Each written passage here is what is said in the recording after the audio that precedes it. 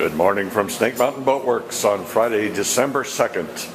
Here's an update on the 1946 Brightside topside U22 from Chris-Craft. And what we'll start out viewing is porcupine heaven. These are all the intermediate ribs for the bottom. Every single fastener hole has been filled with multiple toothpicks and Gorilla Glue. We'll shave these off, and once we do, we have solid wood available to us as we build the true 5200 bottom. But there's more.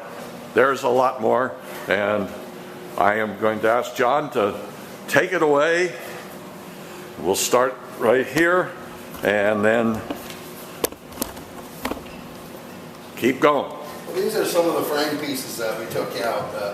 I believe in the last rebuild there was several scabs put in. They were butt jointed frames, and then they were sistered with blocks of wood, and then they were bolted stainless steel bolts.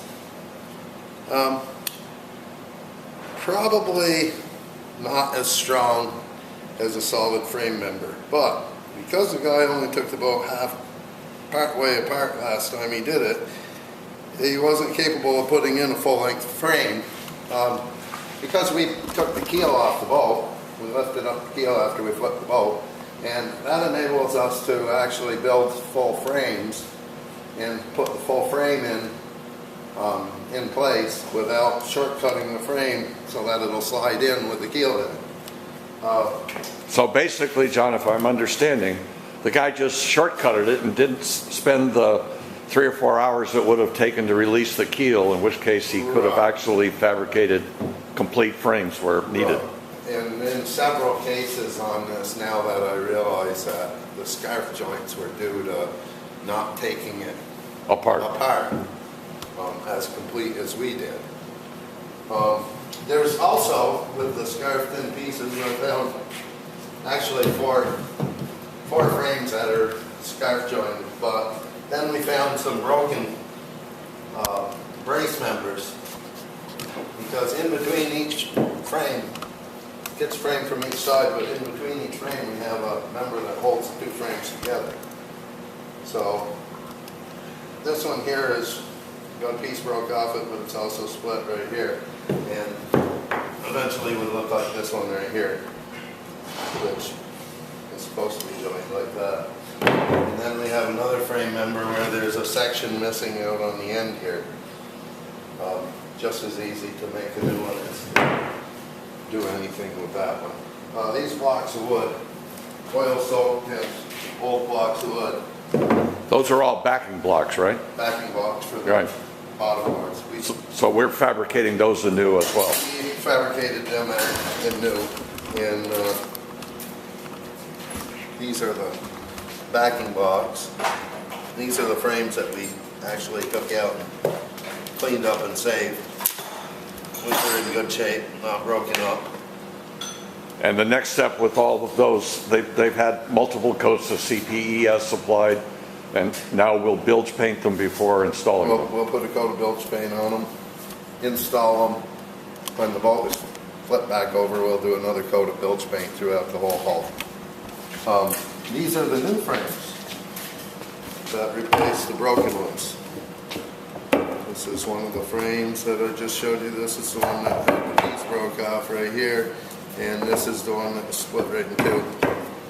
And these are my new frames here, solid one piece without the butt joint and its sister on them.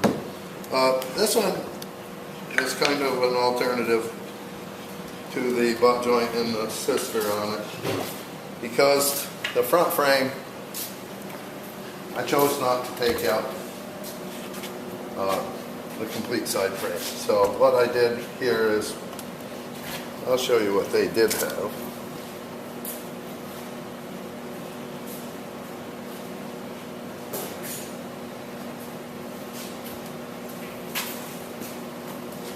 Well, what they had here is they had this in here like that, and they just had it butt jointed and sistered.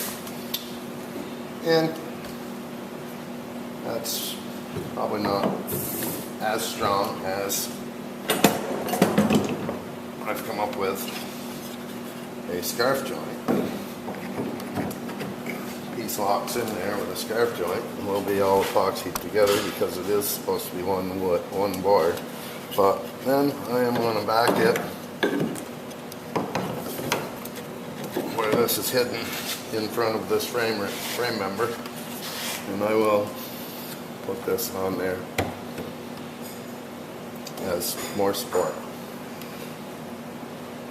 And that's holding up the gripe, so it's really critical. Here we have the gripe and the keel coming together, and that particular frame is critical to the stability of the forward end of this bottom. Right. When we took it apart, this system was all fairly loose, and of course I'm not really sure what they held it together with, but it wasn't much. And maybe a little tiny bit of epoxy on that, but nothing serious. And when I put it together, it'll all be as one.